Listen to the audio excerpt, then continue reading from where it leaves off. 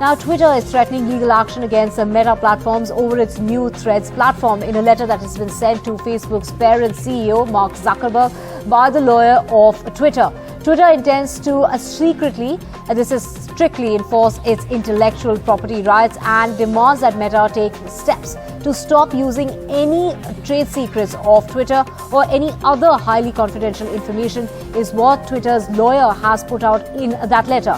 Meta launched Threads on Wednesday as the social media firm looks to take on Elon Musk's Twitter by taking advantage of Instagram's billions of users. Within a few hours of the launch, about 30 million users had signed up for Threads.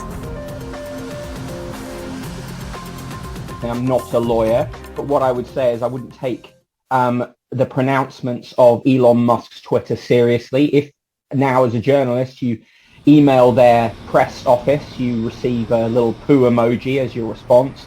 So I think Elon Musk should be quite careful about the way he thinks about throwing legal threats around. It's quite difficult to legally protect the idea of text in a news feed, particularly as Facebook itself did a news feed a long time ago, right? So text in a feed and being able to follow other people's text updates is quite hard to legally protect.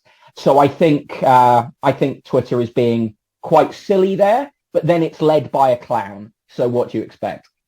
These aspects are quite difficult to copyright. An interesting point to be made, for instance, about the retweet functionality on Twitter. It wasn't invented as an idea by Twitter. It was invented by users.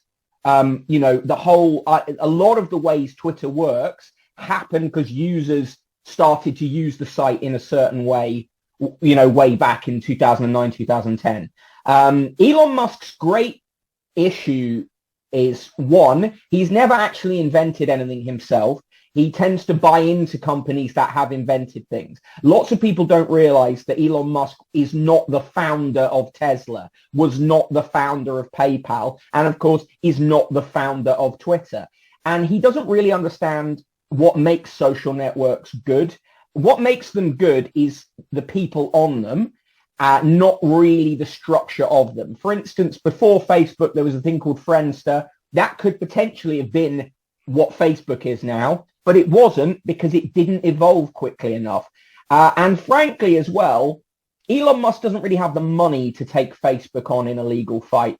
Facebook has very big, Meta, as we must call it now, has very big and deep pockets. So I would predict, again, I'm not a lawyer, but I suspect that this legal action will either never happen or be so long running that you and I could be talking about it in 10 years.